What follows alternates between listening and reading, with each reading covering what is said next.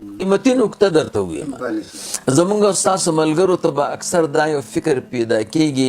چیرې مظهري صاحب ته یو اختلاف جوړی یو مشکل دی جوړ کړی دی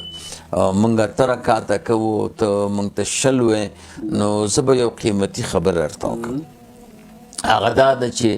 مونږ کله شل وکړو نو د دوی اته پکې شته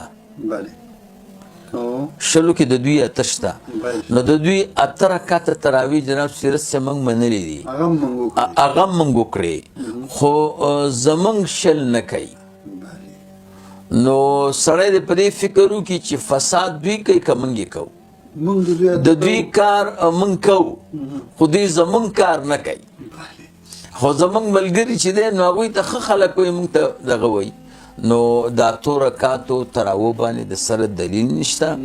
دا زموږ د ملګرو د ځان نه جوړ کړی دی او د ځان نه ځکه جوړ کړی دی چې خبرې ترېنه مختلفې راوتلي دي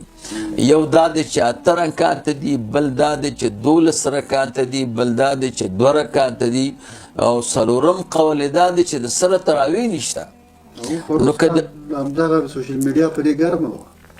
نو که چیرته د دوی خبره په دلیل بنا وي جناب سیرت صاحب د دوی خبره که په دلیل باندې بنا وي نو په کار ده چې یوه خبره دوی کړې وي چې دی دلیل دی او دا زموږ یوه خبره ده چونکې خبره په دلیل نه ده بنا خبره په خواهش بنا ده په طبیعت بنا ده او طبیعتونه خو مختلف دي نو ځکه مسلې هم ترېنه مختلفې راوځي شیخ صاحب ولې شل رکعاته نه تسلیموي ضد دی که نه دوی هغه کوم چې د دوی په لاس کې دلیل دی همدا ورته پوخ کوي جناب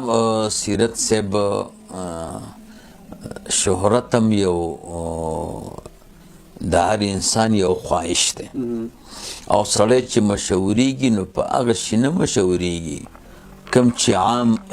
رواج دی یعنی که زمونږ ستاسو د کلي کې یو سړی اوسېږي او عام کالي کړي او عام جامې نو ډېر نه دی مشهور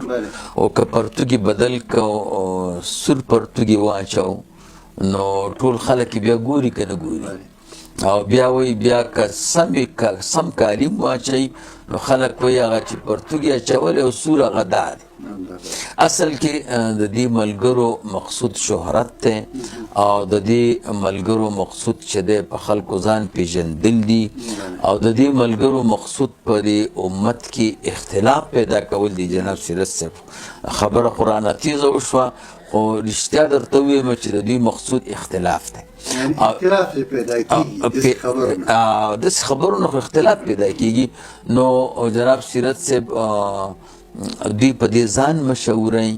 او دا سبب د اختلاف ګرځېږي امت د یو مشکل سره مخامخ کوي ټول امت په شل رکعاتو تراویح باندې متفق دی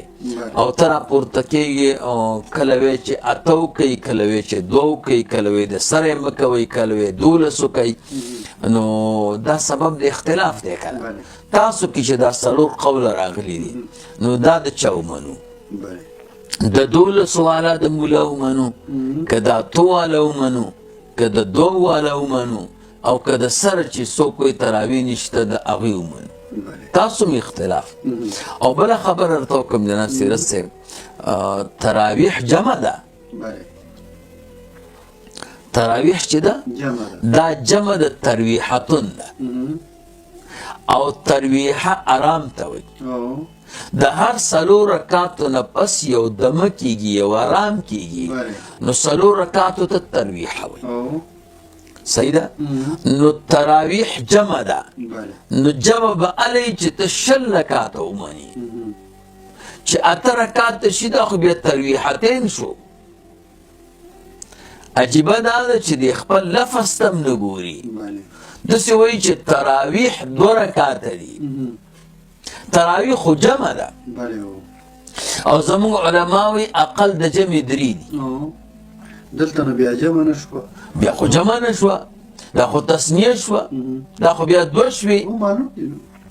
نو چې څوک اته رکعاته کوي جناب سیرت صاحب نو د تراویحو په دې لفظ هم عمل ونه کوو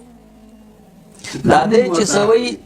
چې کوم نوم ورته هري د په دې نوم باندې معاملونه کوي نو دا نوم موږ ته وایي چې تراویح دا اتو رکعاتونه زیاتې دي نور دلیل خو لا پرېږدي. ډېره مننه شیخ صاحب سره دی چې